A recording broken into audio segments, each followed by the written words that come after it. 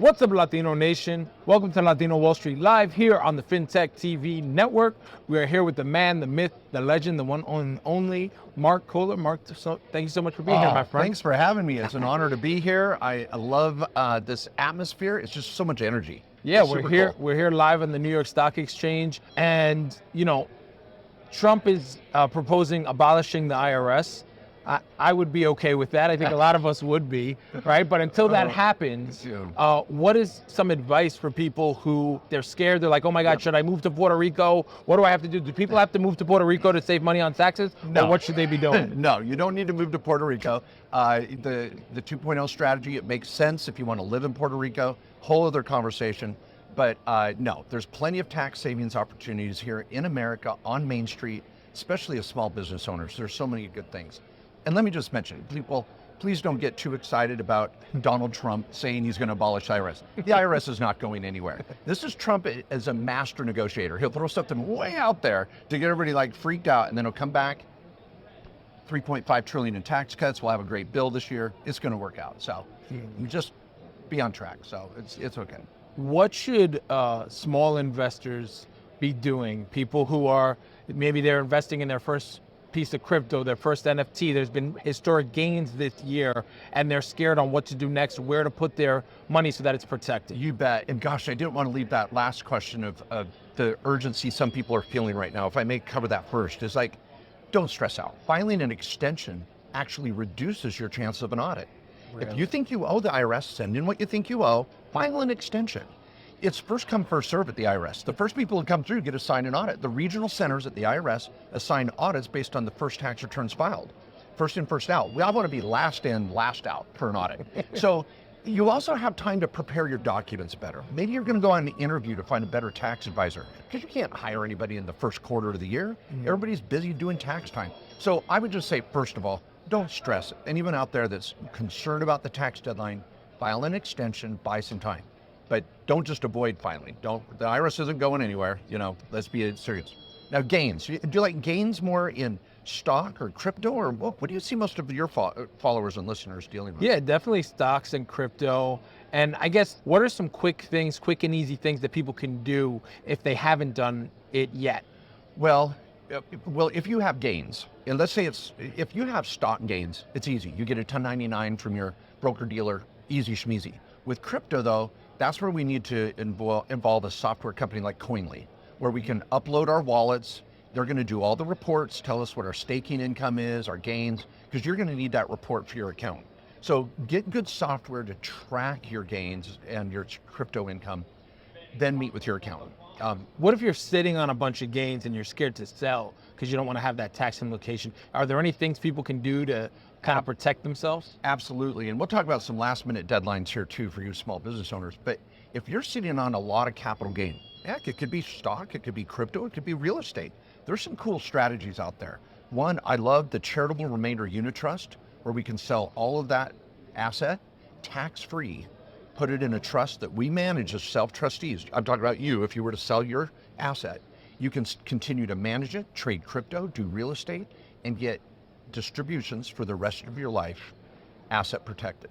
And it's way powerful. And you're going to, with this strategy, you're going to pay taxes when you get distributions, but you don't pay taxes on the way in.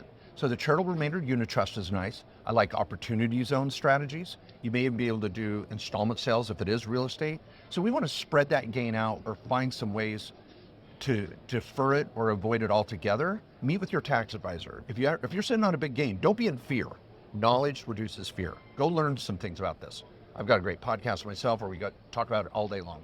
How much money do you think you need for like a trust or a trust fund? We always hear about trust fund babies and we think it's for billionaires. How much money do you realistically need for these types of planning and strategies? I love that. And that's what your show is about too, is helping just the small business owner, Main Street. And I love that. Everybody should have a revocable living trust. It's not about money. Really? Do you have kids? Do you have some life insurance? Do you have a small business? Do you own even your own home? Your family could be in probate for over a year and legal fees, not having a revocable living trust. So it's not about wealth. And you said it many times on your show, it's about keeping that wealth. When you don't have a revocable living trust and you die, it's like a feeding frenzy with the government and lawyers. So let's have that trust. keep it private, keep it in your family. What about jurisdictions? Are there any like preferable jurisdictions where people should be setting up these trusts? Are they offshore? Are they here in the US? Oh. What are the strategies? You bet. Again, 99% of our clients, and myself, I'm a tax lawyer. I can set up as many LLCs as I want or trust. I don't even have an offshore trust. We don't need those. That's for the uber wealthy. There's your billionaire planning. But for all of us, you set up the trust in the state where you live right now.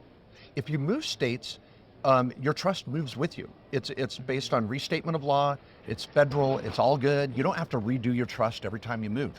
I had my same trust for almost 20 years and then just updated it last year. So it's very common. It doesn't have to be expensive either. We're charging a couple grand to do a well-defined estate plan with wills and powers of attorney and a trust. So shop around out there. But getting your trust done to help organize your business, your income, your family, that allows you to leave a legacy. And business is family. Family is business. I love that. I know we're running low on time. If you could go back in time and give some financial advice to the 18-year-old version of yourself, what would you tell yourself? Buy low, sell high. Not the other way around. yeah, I'm sure. No, I'm fortunate. I really loved my journey. I wish I would have learned things faster. I'm a slow learner. But I loved my journey through small business, accounting, law. I bought rental property. I would have bought rental property sooner. I think when I was in college, I had the opportunity for a couple rental properties, and I thought, they'll always be there. But, there's ups and downs, but it looks like this, ups and downs, and I think real estate is one of the best tax preferred vehicles too, because it really is running a business, tax deferred or tax free.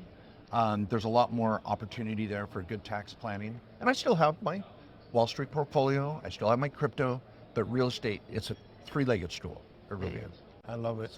Well, Mark, thank you so much for being on the show, my friend. If people want to connect with you, where should they go? Head to markjkohler.com, markjkohler, Kohler.com. Head over there, and I've got a network of accountants around the country to help you find the right advisor you need. My blogs, my podcasts, my books. Just start learning.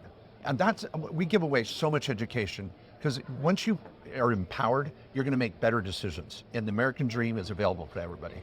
I love it. Mark, thank you again, my friend. Thanks for having me.